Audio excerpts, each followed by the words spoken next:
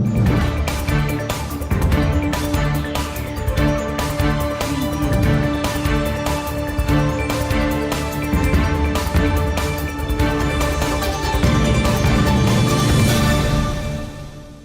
علیکم، capital 51 news کے ساتھ میں ہوں سفیر خان۔ سب سے پہلے ہیڈ لائنز۔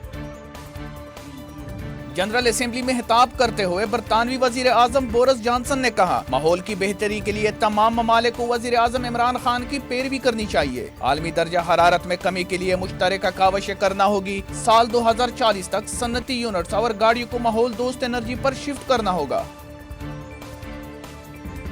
نجی تعلیمی اداروں کو A+ گریڈز، جبکہ سرکاری اسکولوں اور کالجوں کے طلباء کو 1100 میں سے 400 اور 500 کے درمیان نمبرز دیے گئے۔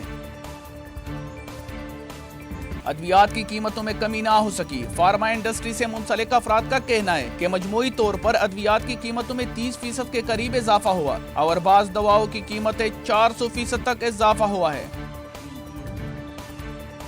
حکومت پنجاب کی جانب سے جاری اعلامیے کے مطابق صبح کی مارکیٹیں اب رات 10 بجے تک کھل سکے گی اور صرف اتوار کو بند رہے گی۔ ریسٹورنٹس کو 50% ویکسینیٹڈ افراد کے ساتھ رات 12 بجے تک انڈور ڈائننگ کی اجازت دی گئی ہے، جبکہ آؤٹ ڈور ڈائننگ بھی رات 12 بجے تک جاری رہ سکے گی۔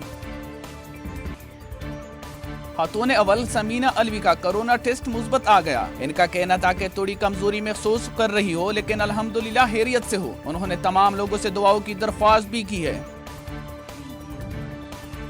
سعودی ولی عہد شاہ سلمان کا کہنا ہے کہ ہم ایران کو جوہری ہتھیار حاصل کرنے سے روکنے کی بین الاقوامی کوششوں کی حمایت کرتے ہیں۔ انہوں نے مزید کہا کہ ایران پڑوسی ملک ہے اور ہم امید کرتے ہیں کہ ہماری ابتدائی بات چیت میں وہ خود مختاری کا احترام اور اندرونی معاملات میں مداخلت نہ کرنے کی بنیاد پر مضبوط اعتماد قائم کرے۔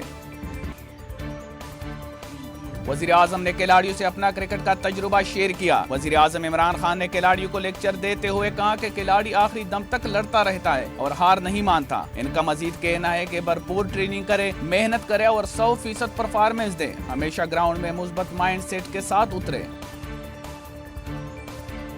اسلام آباد، جہلم، حافظ آباد، مردان اور آزاد کشمیر کے مختلف شہروں میں طوفانی بارش ہوئی۔ محکمہ موسمیات کے مطابق مونسون کا نیا سسٹم سندھ میں داخل ہو گیا، جس کے باعث کراچی میں 23 سے 25 ستمبر کے درمیان کہیں معتدل اور کہیں تیز بارش کا امکان ہے۔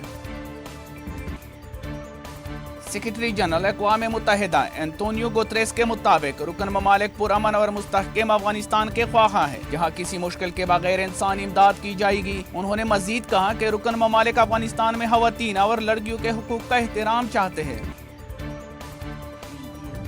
بھارتی ریاست گجرات میں پولیس نے مسلمان شہری کو گائے کا گوشت رکھنے کے الزام میں گرفتار کر لیا اور 3 دن تک تشدد کا نشانہ بنانے کے بعد قتل کر دیا۔ 35 سالہ قاسم عبداللہ گودرا شہر کا رہائشی تھا، جس کو 14 ستمبر کو گجرات پولیس نے گرفتار کیا تھا۔